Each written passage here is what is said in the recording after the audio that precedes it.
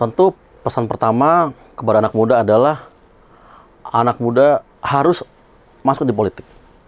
Dan juga harus ada pendidikan yang lebih apa ya? Lebih early, atau kalau perlu dari kuliah harus ada pendidikan politik. Agar mahasiswa dan anak-anak tahu bahwa politik itu penting. Gimana nantinya seluruh kebijakan dan kesepakatan itu ada dan terjadi di partai politik, di dunia politik. Dan anak muda harus masuk dan terjun. Karena apa? Karena dengan mereka terjun langsung dan mereka masuk di politik, artinya mereka ikut dalam melaksanakan gimana agar regulasi ataupun yang nanti kita ciptakan ini baik buat ke depannya. Jadi saya harapkan anak muda jangan apatis dan tentu harus mau masuk politik.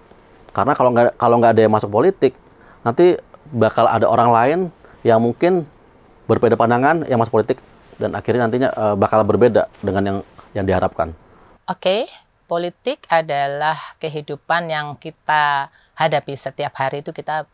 Kehidupan kita adalah kehidupan politik, termasuk dalam kita membuat suatu keputusan itu adalah tindakan politik, memilih. Dan saya rasa anak-anak muda sekarang luar biasa. Selain pendidikan, mereka banyak yang sudah mendapat kesempatan mendapatkan pendidikan dari luar negeri, tetapi akses informasi pun sudah di tangan, mereka bisa melihat hal-hal yang baik.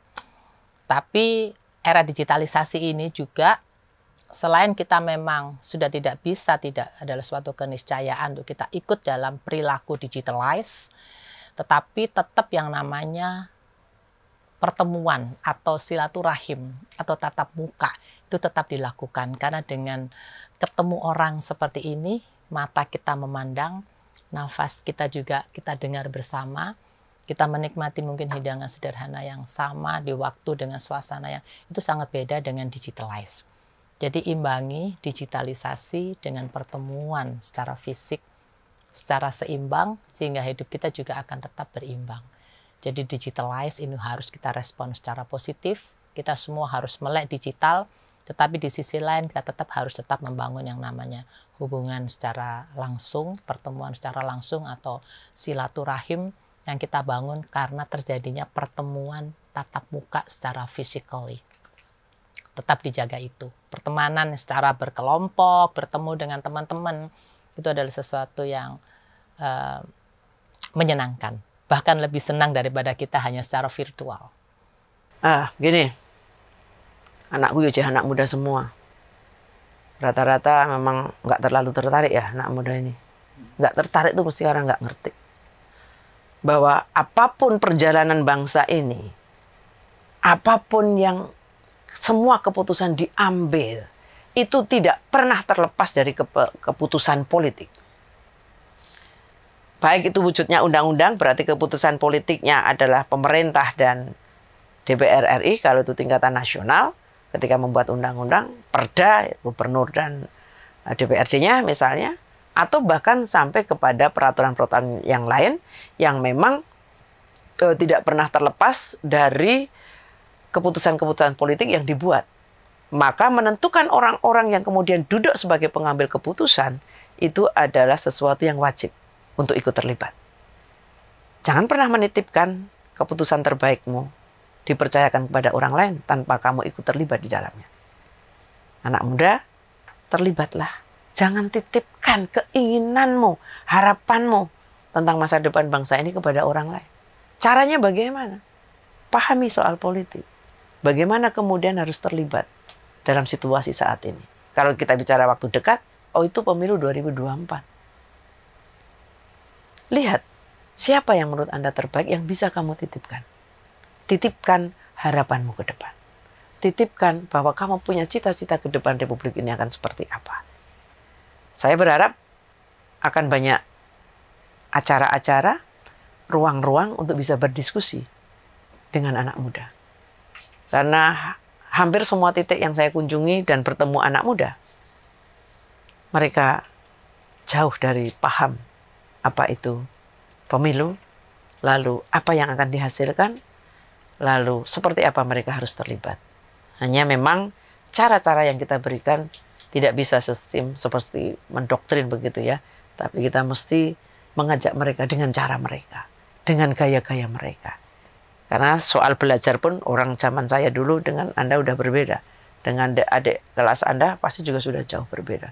Memahami konteks pemilu dulu waktu saya masih kecil, Anda dan yang anak-anak milenial sekarang, Gen Z sekarang juga pasti berbeda. Tapi yang harus diyakinkan kepada mereka adalah masa depan bangsa ini ada di tanganmu.